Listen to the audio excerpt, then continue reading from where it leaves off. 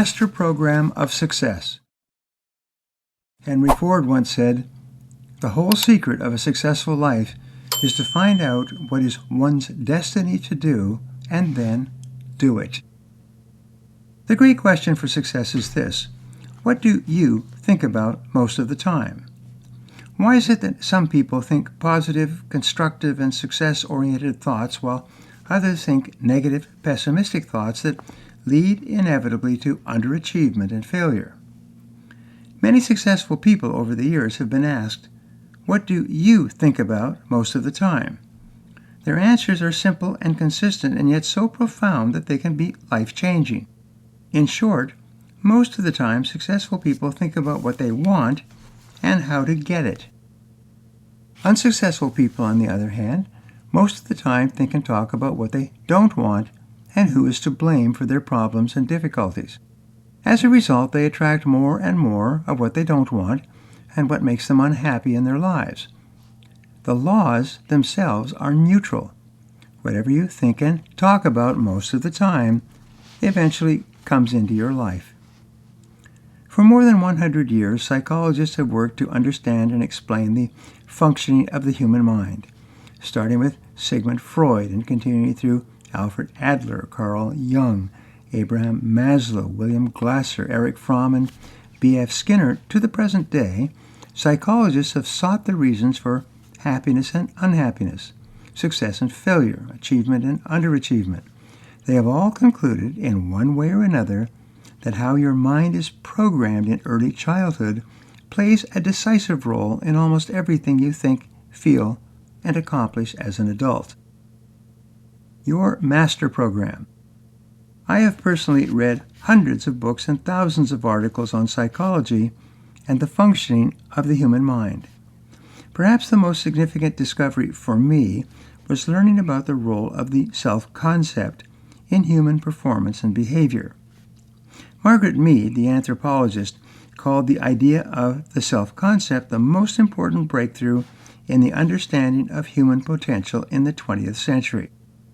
Your self-concept is your master program of your subconscious computer. It acts as your mental operating system. Every thought, feeling, emotion, experience, and decision you have ever had is permanently recorded on this mental hard drive. Once recorded, these impressions then influence the way you think, feel, and behave from that point forward. Your self-concept precedes and predicts your levels of effectiveness in every area of your life. You always act on the outside in a manner consistent with the way you feel and think about yourself on the inside. Your self-concept explains why the mental laws have such an inordinate effect on your personality. The role of the mini-self-concept. Once your self-concept in a particular area is formed, you always act in a manner consistent with it. You may have extraordinary ability in a particular area, but if your self-concept is poor in that area, you will always perform below your true potential. It turns out that you have a mini self-concept for every area of your life that you consider important. For example, you have a self-concept for how creative you are. You have a self-concept for how well you speak in public, for your memory, for your ability to learn new subjects. You have a self-concept for how popular you are and how well you get along with other people. You have a self-concept for what kind of spouse or partner you are and how desirable or attractive you are to members of the opposite sex. You have a self-concept for what kind of parent you are. You have a self-concept for how well you perform in each sport or physical activity. You have a self-concept for how organized or disorganized you are, how well you manage your time, how productive you are, and how much you get done in an average day. You have a self-concept for your ability to read, write, and do mathematics. In your business and career, in the context of million-dollar habits, you have a self-concept for every aspect of your financial life. You have a self-concept for how much you earn and how hard you have to work to earn that amount of money. You have a self-concept for how rapidly you are promoted and how much your earnings increase month by month and year by year. You have a self-concept for how much you earn on an annual basis and for how much you will be earning in the future. You have a self-concept for how well you save, invest, spend, and accumulate money.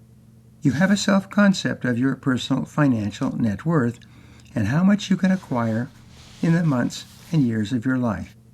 Every aspect of your financial life on the outside is determined by your self-concept on the inside relative to your way of dealing with money. Your comfort zone. Whatever your self-concept, your habit of thinking about money or any other area of performance very soon becomes your comfort zone. Your comfort zone then becomes your greatest single obstacle to improve performance. Once you get into a comfort zone in any area, you will struggle unconsciously to remain in that comfort zone, even though it may be vastly below what you are truly capable of achieving in that area. For example, with regard to money, if your comfort zone is earning $50,000 per year, that is how much you will earn.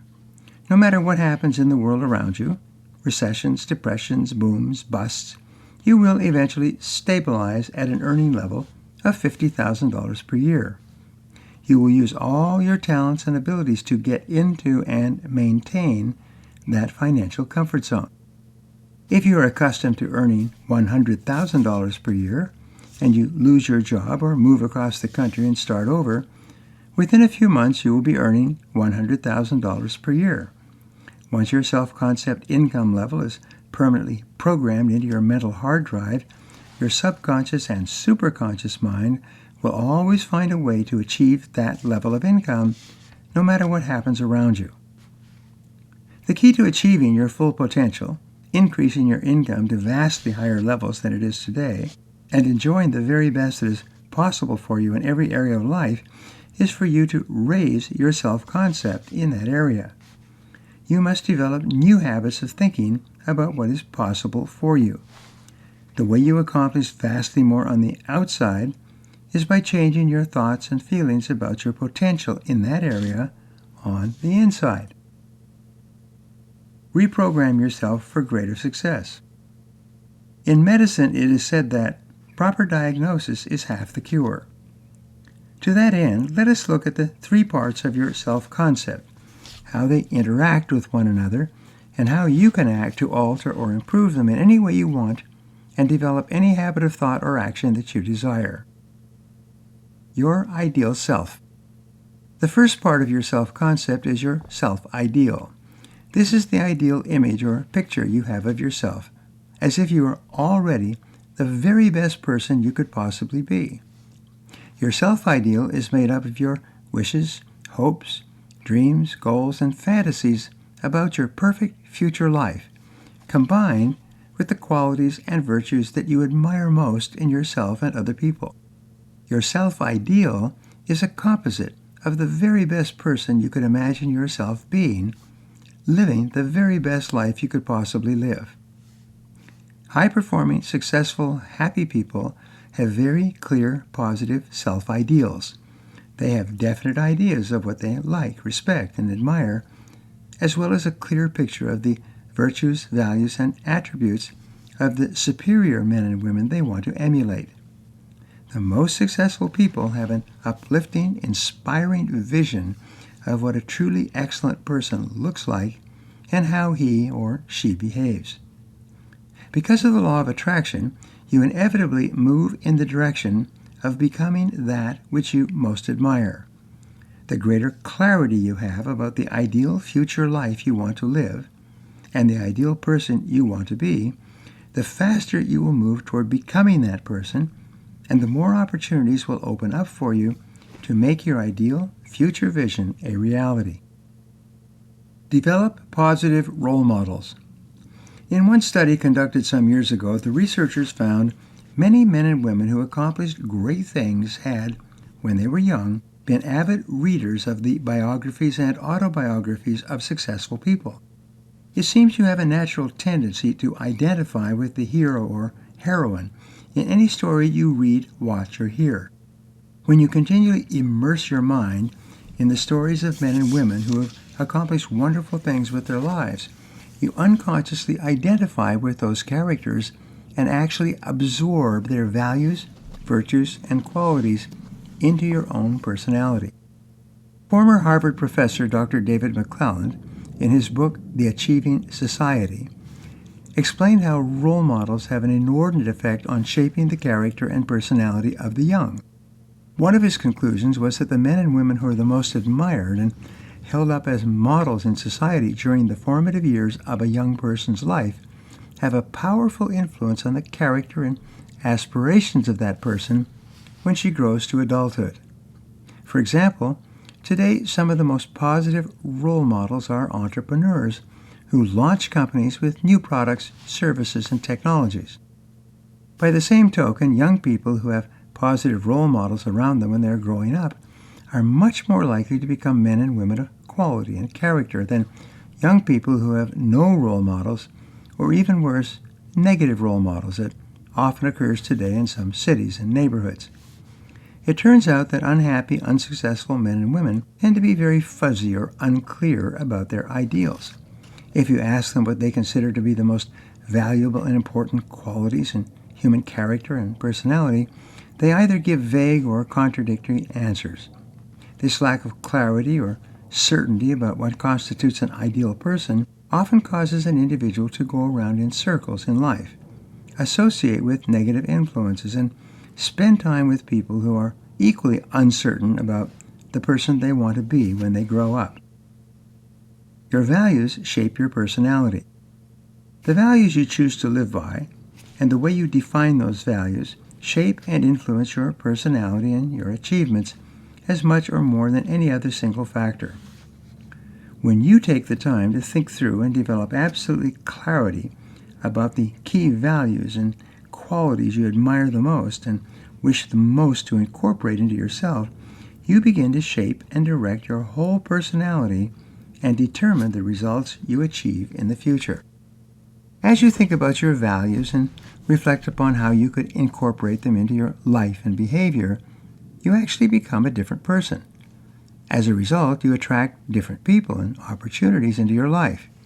Your outer world soon begins to mirror your inner world. You start to move more rapidly toward achieving your most important goals, and your goals begin to move rapidly toward you. It all begins with you taking complete control of the formation and development of your personal ideal.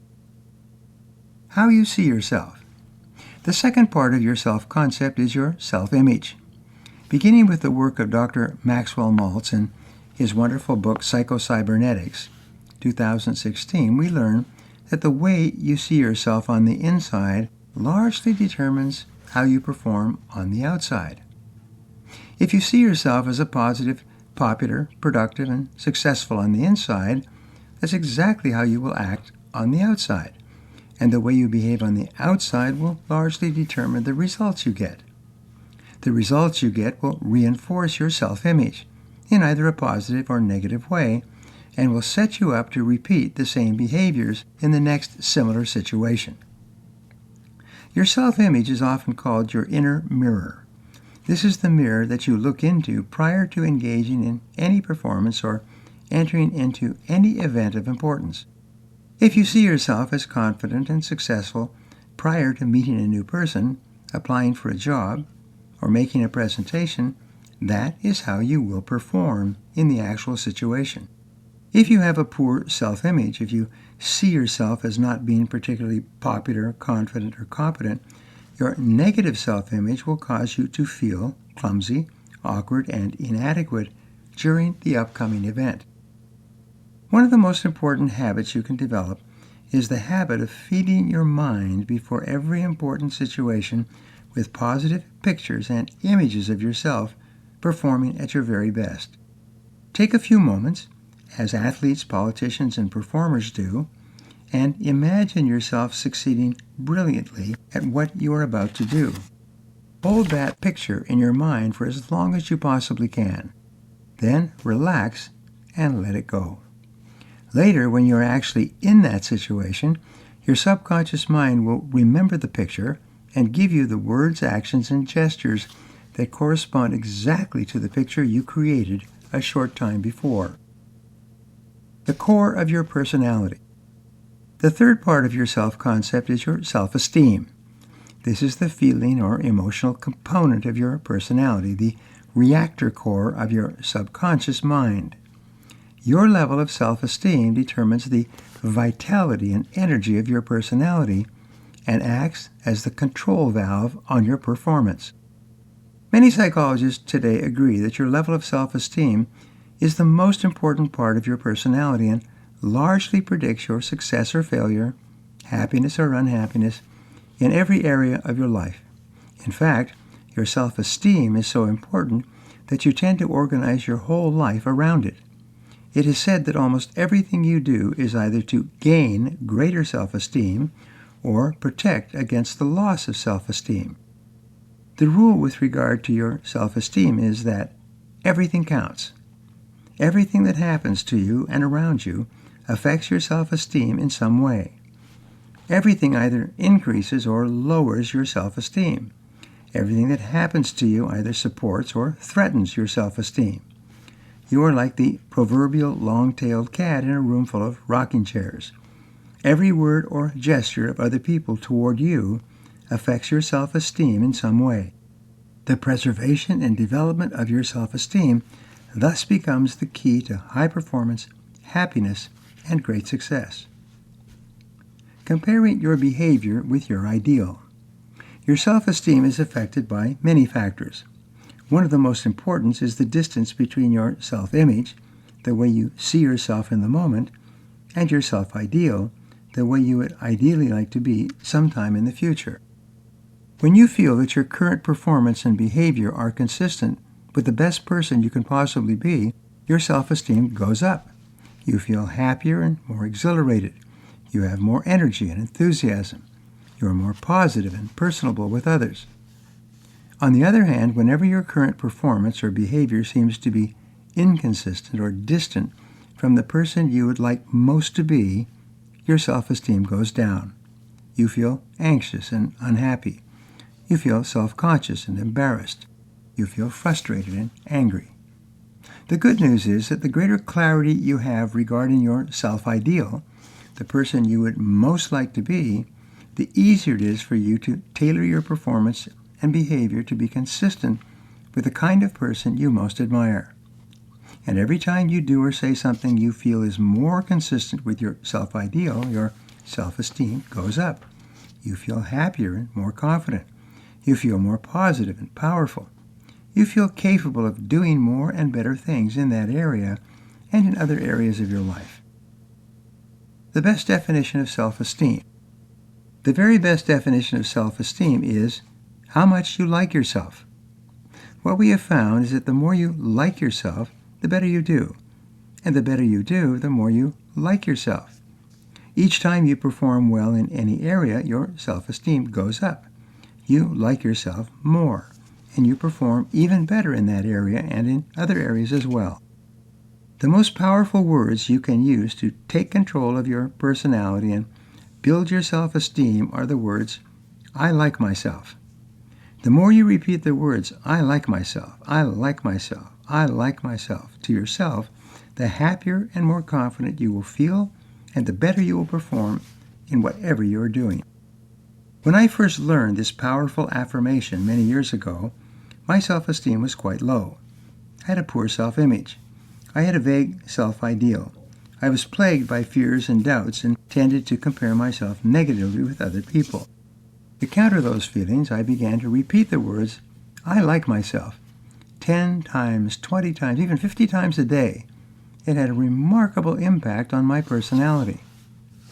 Perhaps the most powerful words in your vocabulary are the ones that you say to yourself and believe. Most psychologists say that fully 95% of your emotions are determined by the words that are running through your mind at any given time. And your mind is very much like a vacuum. It does not remain empty for very long. If you do not intentionally fill your mind with positive, constructive words, it will fill itself up with your fears, worries, and concerns. To put it another way, if you do not deliberately plant flowers in the garden of your mind, weeds will grow automatically, with no encouragement or support. Positive self-talk shapes your personality. One of the most important habits you can develop is the habit of talking to yourself positively most of the time.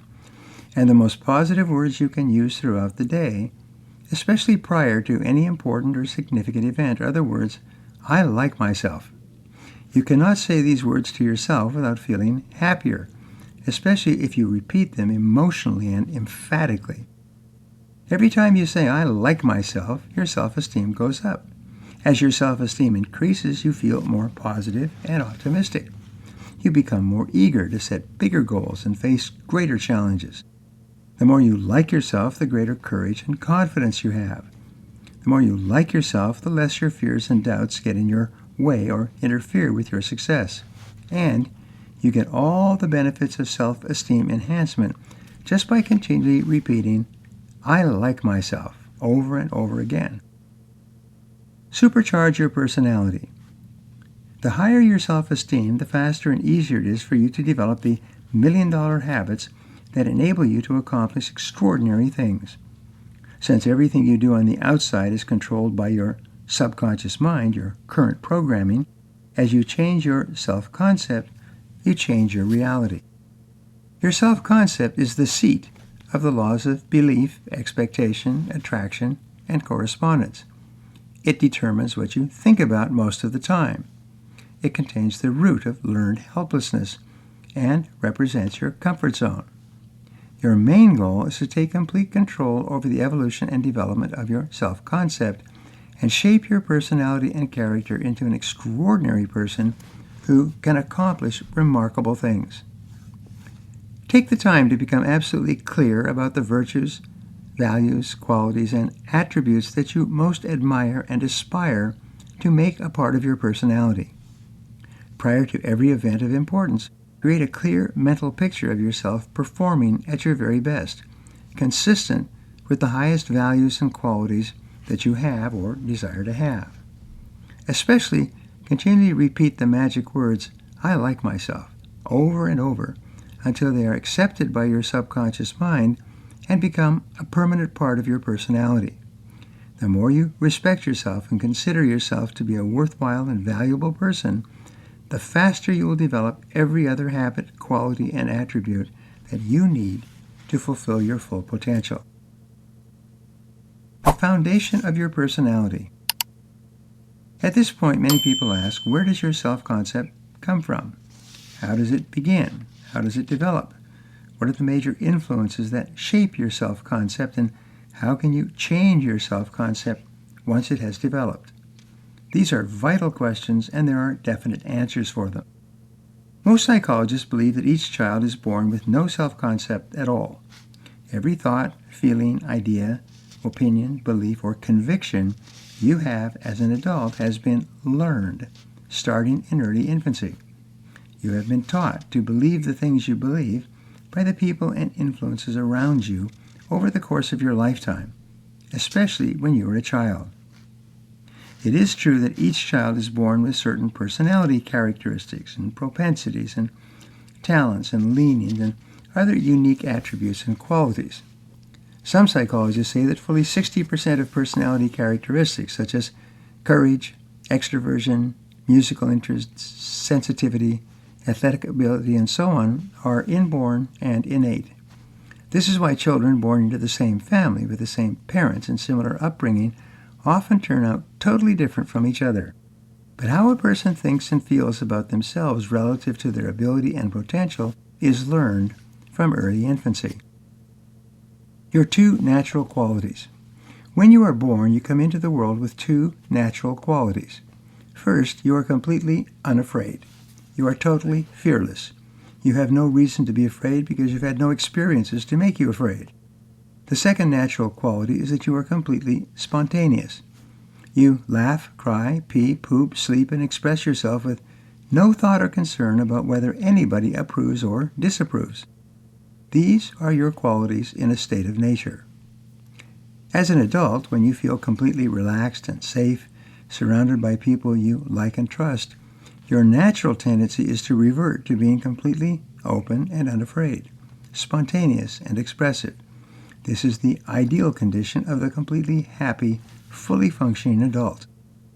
Starting early in childhood, as a result of the things your parents do and say, you begin to learn the two basic negative habit patterns that then become the most destructive influences in your life as an adult.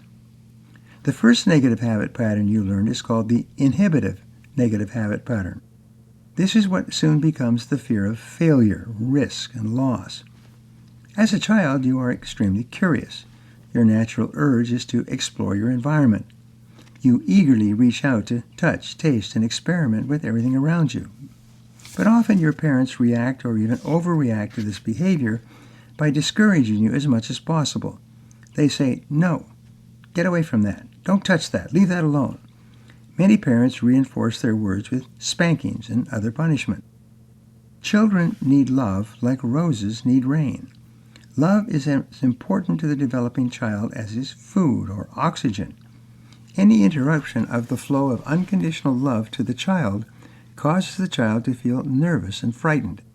Some psychologists say virtually all adult problems are rooted in the experience of love withheld in early childhood. When your parents become angry with you as a result of your natural desire and drive to explore your world and your environment, you have no way of understanding that this is because they fear for your safety. Instead, as a child, you merely respond with the idea that every time I try or touch or taste something new or different, my mother or father gets angry at me. It must be because I am incapable and incompetent. It must be because I am no good. It must be because I can't do it. Fear of trying anything new. This feeling of I can't marks the development of the fear of failure.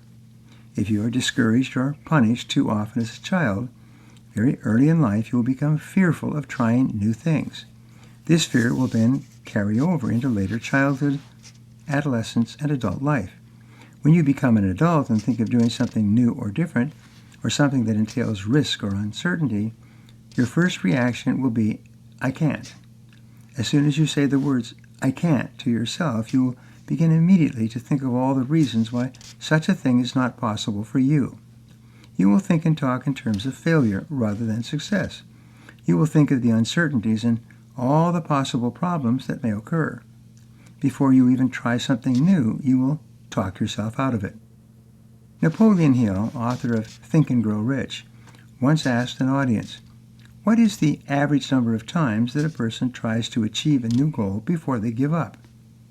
After several guesses from the audience, he gave the answer, less than 1. His point was that most people give up before they even try once. Even though they want to improve their lives, and increase their incomes, and accomplish more than they do today, as soon as the new goal pops into their mind, most people automatically respond with the words, I can't do it. And then they begin thinking of all the reasons why it's not possible for them. The most important habit you can develop for great happiness and success is the habit of repeating to yourself and believing the words, I can do anything I put my mind to. I can do it. I can do it. I can do it. The most powerful words you can repeat over and over to neutralize and overcome the fear of failure are I can do it. I can do it on every occasion. The kindest words a parent can tell his or her child, in addition to I love you, are the words you can do anything you set your mind to. It's amazing how many people's lives have been dramatically affected by the influence of a single person, a parent, relative, or friend who simply told them again and again, you can do it. What others might say. The second negative habit pattern we learn is the compulsive negative habit pattern. This manifests itself in the fear of rejection or criticism. We're all sensitive to the opinions of others, especially to the responses and reactions of our parents toward us when we are growing up. Parents often take advantage of their children's need to please them, to control and manipulate them. They give or withhold approval and support based on the behavior of the child at the moment. When the child does or says something the parents don't like, they immediately become rejecting and critical of the child. Since the parent's approval and support is like a psychological lifeline to the emotional health of the child immediately pulls back from the behavior to regain the love and approval of the parents. Parents very soon slip into the habit of manipulating the child with carrot and stick treatment. They alternate with approval and disapproval, with compliments and criticism, to control and manipulate the child's behavior. As a child, you are too young to understand what is going on. You know only one thing. The love and approval of your parents is indispensable to your well-being. It's the key to your emotional health. You therefore learn that if I want to get along, I have to go along. At an early age, you begin to conform your behaviors to earn the approval and avoid the disapproval of your parents. The approval of others. As you grow older, you become increasingly sensitive to the approval or disapproval of others, starting with members of your family and then progressing to your friends and associates. The child does not know why the parent is behaving this way. The child simply concludes, every time I do something that mommy or daddy disapproves of, they stop loving me. Therefore, whatever it is, I have to do what makes them happy. I have to do what pleases them. I have to do what they want if I want to be safe. These fears are often manifested in the words, I have to. I have to. As an adult, the child who is subjected to disapproval and destructive criticism becomes hypersensitive to the attitudes and opinions of others. They are continually saying, I have to do this, or I have to do that. When the fear of rejection becomes extreme, an individual becomes so sensitive to the opinions of others that he or she cannot make a decision until absolutely convinced that everyone affected will approve and support the choice. Teenagers especially become extremely sensitive to whether they are liked or disliked by their peers. Instead of being fearless and spontaneous, completely open, honest, and expressive, they begin to shape their behaviors to conform with whatever they feel their peers will approve of at the moment. Like a deer in the headlights. The worst situation of all, which is quite common, is the combined feeling of, I have to, but I can't. People feel that they must do something to win the approval of an important person, but simultaneously they're afraid of trying anything new or different and become extremely sensitive to the reaction and comments of anyone around them. The root cause of negative habit patterns can almost always be traced back to destructive criticism in early childhood. Often, destructive criticism is accompanied by physical punishment. In either or both cases, the child very quickly loses his or her natural spontaneity and becomes fearful and hypersensitive to others. All the other fears that hold people back, the fears of loss, poverty, embarrassment, ridicule, ill health, the loss of love, public speaking, taking a chance, starting or trying something new or different, are rooted in the fears of failure and rejection that begin in early childhood. The antidote to all your fears. One of the greatest discoveries in the development of the peak performance personality is that your fears and your level of self-esteem have an inverse or opposite relationship to each other. In other words, the more you like yourself, the less you fear failure and rejection. The higher your levels of self-esteem, the lower are the fears and doubts that hold you back.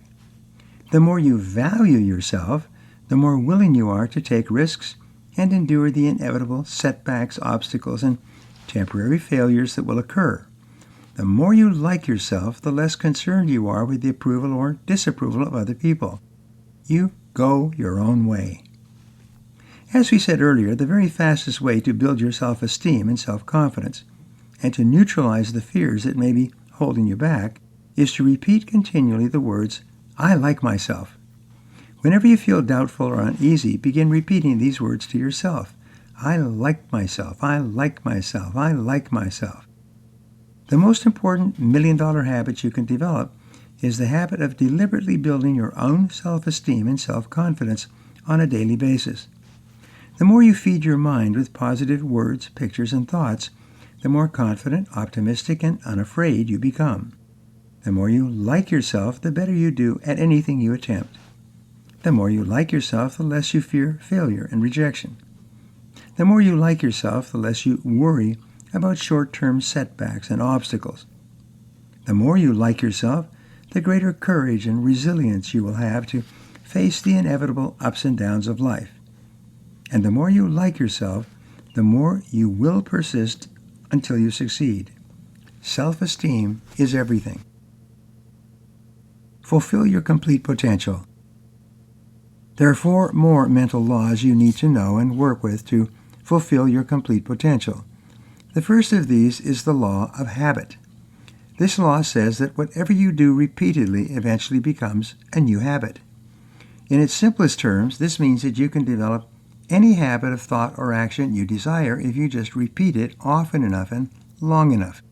We will talk about new habit formation and development in Chapter 3.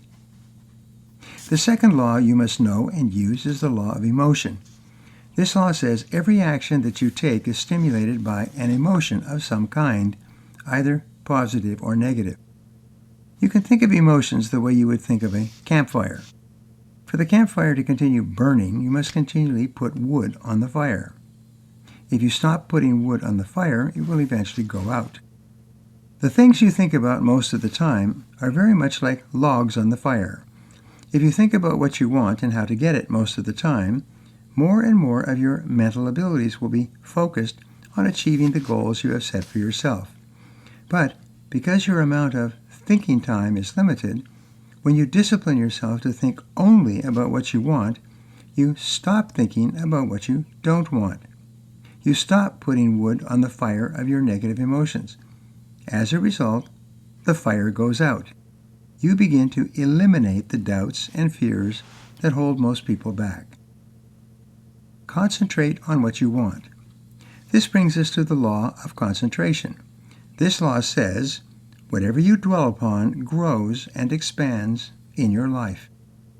In other words, whatever you think about most of the time increases. More and more of your emotions and mental energies become focused and concentrated on what you are dwelling upon. The more you think about your goals and how to accomplish them, the faster you will move toward them. You will focus more and more of your emotional energy on them, and you will have less energy available for the problems, worries, and concerns that preoccupy most people. The final law in this chapter is the law of subconscious activity. This law says that your subconscious mind accepts any thought, plan, or goal created by the conscious mind and then organizes your thoughts and behaviors to bring that goal into reality. Whatever thoughts or goals you repeat over and over in your conscious mind are eventually accepted by your subconscious mind. Your subconscious mind then goes to work 24 hours a day to coordinate your thoughts, words, and actions to bring those goals into your life. One thought at a time. Your conscious mind can only hold one thought at a time, whether it is positive or negative. You may be capable of thinking hundreds of thoughts in a row, but you can think of only one thought at a time, and you are always free to choose that thought. An essential success habit is the habit of keeping your mind focused clearly on the goals you want to achieve and the actions you must take to achieve them. When you make a habit of thinking and talking most of the time about where you are going and how to get there, you take complete control of the development of your self-concept and your personality. You step on the accelerator of your own potential. You move yourself onto the fast track in your life. You begin to move ahead at a speed that will amaze you and everyone around you. Your potential is unlimited. You are a remarkable person, possessed of incredible untapped potentials and abilities. Whatever you have accomplished in life so far is only a shadow of what is truly possible for you. There are virtually no limits on what you can do, be, and have, except for the ones you impose on yourself with your own thinking. Of all creatures, only human beings can reprogram themselves and alter the courses of their lives. You can decide right now to take complete control of the shaping and sculpting of your self-concept and turn yourself into the very best person you can become. By releasing your subconscious brakes, your fears of failure and rejection, And by building your self-esteem and self-confidence through positive self-talk, you can unlock your potential and accomplish any goal you can set for yourself. By taking complete control of the development of your self-concept, you lay the foundation for the million-dollar habits that will enable you to accomplish more in the next couple of years than the average person accomplishes in a lifetime. Orison Swett Marden wrote, "Man becomes a slave to his constantly repeated acts. What he at first chooses, at last compels." So here's some action exercises for you. Identify the primary causes for the effects in your life. Why are you where you are today, and what could you do differently to get different results in the future? This is a great question. On a scale of 1 to 10, how much do you feel that you are in control of your own life? What could you do to increase your feelings of control? What do you think about most of the time? What should you focus and concentrate on to improve your life? What are the 3 values, qualities, and attributes of other people that you most admire? What actions could you take to incorporate those values into your personality? How much do you like yourself on a scale of 1 to 10? What are the experiences that give you your greatest feelings of self-esteem, and how could you create more of them? What are your greatest fears? How would you behave differently if you had no fears at all? What can you do starting today to feed your mind with more of the thoughts, words, people, and pictures that are more consistent with the very best person you could be and the most important goals you want to achieve?